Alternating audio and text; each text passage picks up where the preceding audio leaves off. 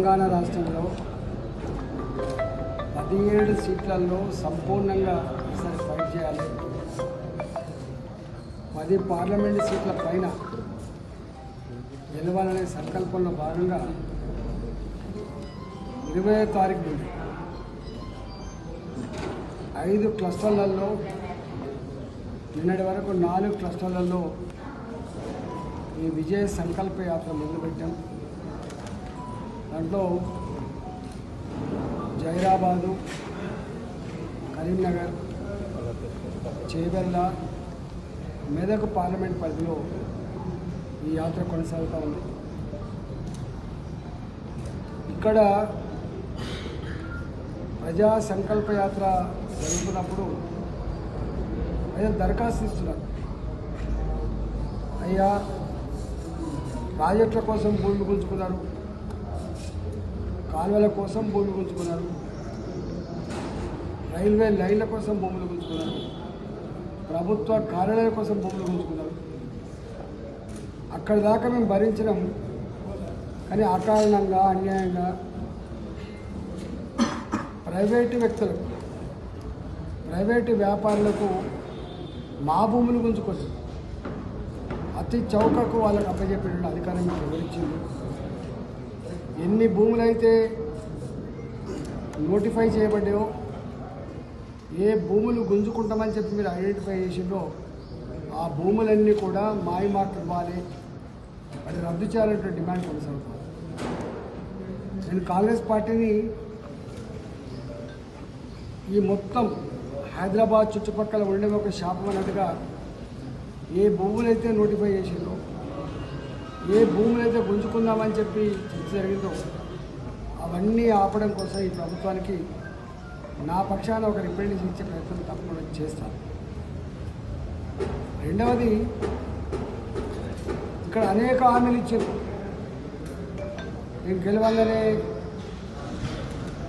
లక్ష రూపాయలు చొప్పున ఎక్స్ట్రా భూబాధితులకు ఇస్తాం, 5 లక్షల రూపాయలు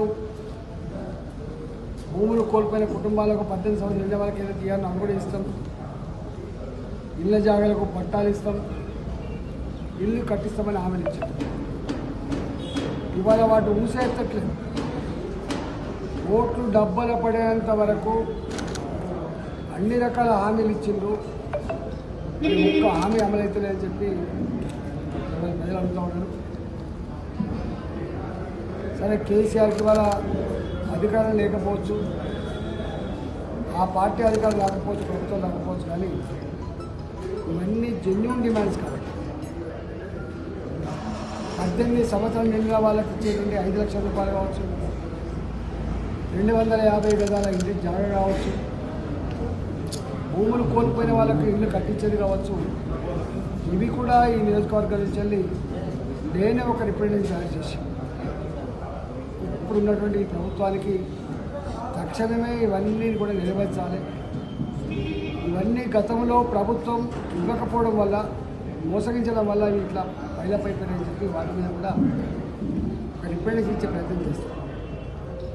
మూడవది, మొన్నంటే జరిగిపోయింది బిడ్డ. ఆ ఎన్నికల్లో కేసీఆర్ మీద కోపంతో కాంగ్రెస్ పార్టీకి వేసామాట వాస్తవమే. అక్కడక్కడ బీఆర్ఎస్ కూడా అక్రమాలకు పాల్పడి వేసామాట వాస్తవమే. కానీ దేశవ్యాప్తంగా నరేంద్ర మోడీ గారు ప్రధానమంత్రి కావాలని, వారే మళ్ళీ కొనసాగాలని చెప్పి ప్రజలందరూ భావిస్తున్న తరుణంలో తెలంగాణ ప్రజలు కూడా కార్యకర్తల బలం, నాయకుల బలం కంటే కూడా మాకు మేముగా, ఎవరికి వాళ్ళుగా మేము మోడీ గారికే ఓటేస్తామనేటువంటి ఆలోచనతో ఉన్నారు. శాసనసభ ఎన్నికలలో కూడా పాల్గొంటున్నప్పుడు వాళ్ళు క్లియర్ ఒక మాట చెప్పారు, ఈ దఫా మా వాళ్ళకు వీళ్ళకి వేస్తుండొచ్చు, కానీ వచ్చే ఎన్నికల్లో మాత్రం జెండా లేదు, పార్టీ లేదు, ముఖాలు చూసే పరిస్థితి కూడా లేదు, కేవలం మోడీ గారికే ఇస్తాం. మోడీ గారి ఆయంలోనే మా ఆడబిడ్డలకు ఆత్మగౌరవం పెరిగే పద్ధతిలో స్వచ్ఛ భారత్ కింద చెంబు పట్టుకొని బహిర్భూమికి పోకుండా టాయిలెట్స్ కట్టించింది బిడ్డ. అది చిన్న పనే కావచ్చు, కానీ మాకు చాలా వెసులుబాటు వచ్చిందని చెప్పి వాళ్ళు మాట్లాడుతున్నారు. మేము చేస్తున్న సర్వీసు ఎంత గొప్పదో ప్రపంచానికి చాటి చెప్పిన బిడ్డ కాబట్టి తప్పకుండా మేమందరం నరేంద్ర మోడీ గారికి ఓటేస్తాం. రైతాంగం అంతా కూడా మాకు టెన్షన్గా ఈ కేసీఆర్ ఇచ్చే రైతు బంధు ఉండదో పోతుందో తెలియదు, కానీ మాకు టెన్షన్గా ప్రతి సంవత్సరం ప్రతి రైతుకు 6,000 రూపాయలు చొప్పున బ్యాంక్ అకౌంట్ వేయడం 3 విడతలుగా, ఎరువుల కొరత లేకుండా, విత్తనాల కొరత లేకుండా రామగుండంలో ఎరువుల కర్మాగారాన్ని స్థాపించి మాకు లైన్లలో నిలబడకుండా ఎరువుల బాధ తీర్చినటువంటి గొప్ప నాయకుడు నరేంద్ర మోడీ గారు కాబట్టి ఇవాళ నరేంద్ర మోడీ గారికి ఓటేస్తామని చెప్పి రైతాంగం 10 లక్షల రూపాయల వరకు మహిళలకు వడ్డీ లేని వాళ్ళ కింద మనం మోడీ గారు ఇవ్వబోతున్నారు.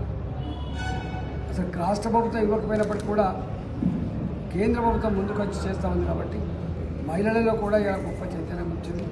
మహిళలలో కూడా మోడీ గారికి గెలిపించే భావన వచ్చింది.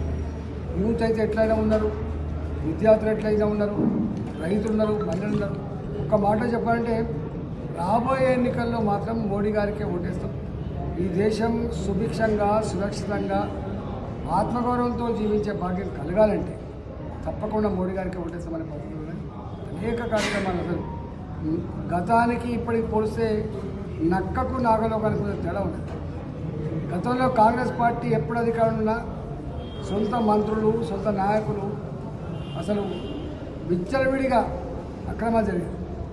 2G spectrum scam, coal mine scam, ఇట్లా ఎక్కడ చూసినా కూడా ఫెర్టిలైజర్ స్కామ్, ఇట్లా స్కామ్లు జరిగేది. చివరికి మంత్రులే అరెస్ట్ అయ్యి జైళ్ళలో ఉన్న పరిస్థితి చూసినాం. ఐఏఎస్ ఆఫీసర్లు జైళ్ళలో మగ్గిన పరిస్థితి చూసాం. మోడీ గారి నాయకత్వంలో ఎక్కడ ఈ ప్రభుత్వం మీద ఒక మచ్చ లేకుండా, ఎక్కడ ఒక స్కామ్ లేకుండా ఇవాళ మొట్టమొదటిసారి 273 సీట్లకు వెళ్తే రెండవసారి 303 సీట్లతో కేవలం భారతీయ జనతా పార్టీ గెలిపించి ఒక సుస్థిరమైనటువంటి ప్రభుత్వాన్ని అందించింది. ఇవాళ మోడీ గారి 370 ఆర్టికల్ రద్దు కావచ్చు, 500 సంవత్సరాల క్రితం మనం కోల్పోయిన విశ్వాసానికి ప్రతిరూపం రామాలయం పునరుద్ధరించడం కావచ్చు, దేశంలో మైనార్టీ మహిళలు 20 ఏళ్ళుగా 30 ఏళ్ళుగా కలిసినప్పటికి కూడా ట్రిపుల్ తలాక్ పేరిట విడాకులు ఇచ్చే పద్ధతి నుంచి వెళ్ళి నా మైనార్టీ ఆడబిడ్డలు విముక్తి చేసే పరిస్థితి కావచ్చు, సబ్కా సాత్, సబ్కా వికాస్, సబ్కా విశ్వాస్, సబ్కా ప్రయాస్ అనేటువంటి సిద్ధాంతాన్ని తూచా తప్పకుండా అమలు చేస్తున్న వ్యక్తి నరేంద్ర మోడీ అని. నరేంద్ర మోడీ గారికి ఈ కులం, ఆ కులం, ఈ మతం, ఆ మతం, ఈ ప్రాంతం, ఆ ప్రాంతం అని తెలియకుండా అన్ని వర్గాల ప్రజలు మోడీ గారికి గెలిపించాలని చెప్పి భావిస్తాను. మొన్న అభినందన్ పాకిస్తాన్కు మనకు వైరంలో మన అభినందన్ అక్కడ చిక్కుపడిపోతే అల్టిమేటం ఇచ్చి తీసుకొచ్చి భారత జాతి ఆత్మగౌరవం బిడ్డ నరేంద్ర మోడీ అని చెప్పి భావిస్తాం. మన నేవీ ఆఫీసర్స్కి అక్కడ శిక్ష పడితే దౌత్యపరమైనటువంటి దాంతో ప్రాణాలను కాపాడి తీసుకొచ్చిన బిడ్డ.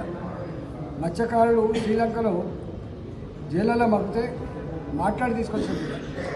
ప్రపంచ చిత్రపటం మీద ఒకనాడు భారతదేశం అంటే ఎదుగుతున్న దేశం, థర్డ్ వరల్డ్ కంట్రీ, బీద దేశం అనే పేరుంటే ఇవాళ ఎక్కడ పోయినా, ప్రపంచంలో ఎక్కడ పోయినా భారతదేశం యొక్క గౌరవం, గొప్పతనం ఇవాళ కనపడతా ఉంది. కరోనా లాంటి కష్టకాలంలో కూడా మందులు అమెరికాకి ఇచ్చిన దేశం మన దేశం. వ్యాక్సిన్ తయారు చేసి ప్రపంచ ప్రజలకు అందించినటువంటి దేశం మన దేశంగా ఇవాళ ప్రజాస్వామ్యాన్ని సంరక్షించడం. ఒక మాట చెప్పాలంటే ఇవాళ ఆర్థిక వ్యవస్థలో కావచ్చు, అభివృద్ధిలో కావచ్చు, నేషనల్ హైవేస్లో కావచ్చు, విమానాశ్రయాల నిర్మాణంలో కావచ్చు, ఎన్నెందు చూసినా కూడా బ్రహ్మాండమైన డెవలప్మెంట్ కనబడతా ఉంది. మోడీ గారు మళ్ళీ అధికారంలోకి రావాలి, ఈ దేశం వికసించాలనేటువంటి దాంతో ఇవాళ మేము యాత్ర కొనసాగుతాం.